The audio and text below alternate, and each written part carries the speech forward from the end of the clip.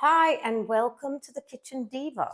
Now this is my new sort of voice, okay, just so you know. I've been listening to Pedro and he talks very slow and deep, and I thought I need to start doing this. No, but what the real reason is, I've been left, as you know, with a lot of panettone cake. So I was thinking that why don't we make a bread and butter pudding? A panettone and butter pudding, in fact. And I thought I'd do them together, individuals, all sorts, and it'll come out really, hopefully, very well. So let's start with general ingredients. So I am going to put a cup of milk,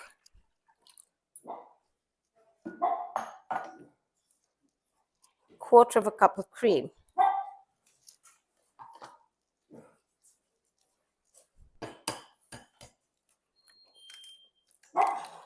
one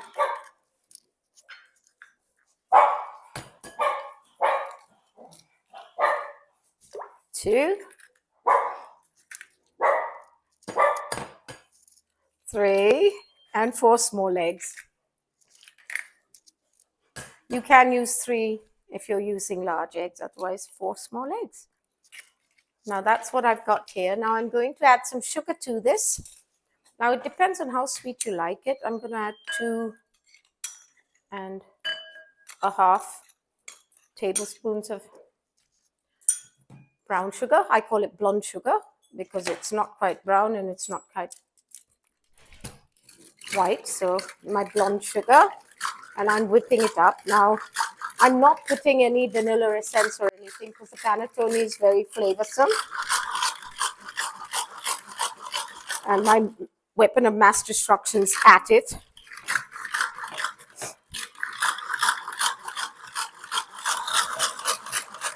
And that should be about right. So this is pretty much as much effort as it takes for this. So I'm going to start with, let us start with one of these and two of these. And we're going to take the panettone and I'm going to line this in. It's so soft and it's so good. And the quality of this one is actually amazing. Agatha's leaving. Bye, Aggie. I'll see you tomorrow. So that's going in there. That's going in there. Now just remember, yesterday I'd made one and I made it into a ring cake and it was really, really good. So I thought I'd send some home with Pedro today. And there's a little extras here and I've got so much anyway. So now I sometimes kind of undersugar it, but there's a reason. I've discovered this amazing thing. It is creamed marzipan honey. And I think it's amazing. That's it. So I'm going to put a wee bit of that in there. You don't have to. You can just use it the way it was. But this really has a strong marzipan taste to it. It kind of blends in really nicely. In case you're wondering what that noise is, it's my dog, Gaga, who decided to open the door. Gaga, you being a good girl or a naughty girl? Naughty girl. So yesterday, I was talking to Agatha about all my dogs, and as you know, I have 6. And I was telling her how Rajiv, my husband, is obsessed with beagles. And I had a beagle called Madonna who passed away last year.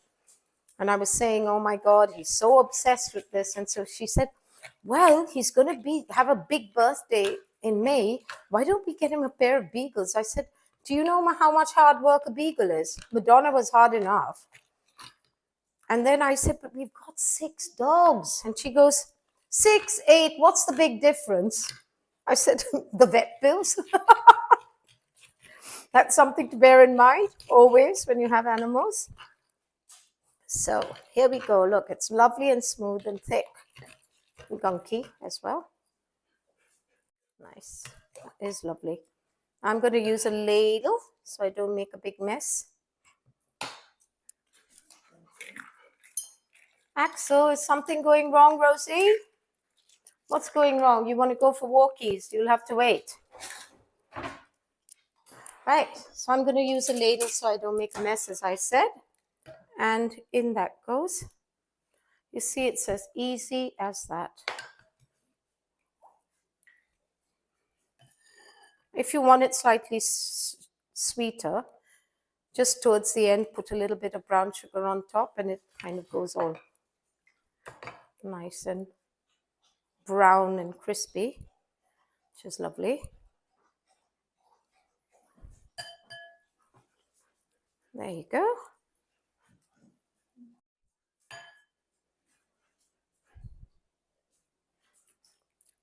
There you go. I'll do that in another little pot later.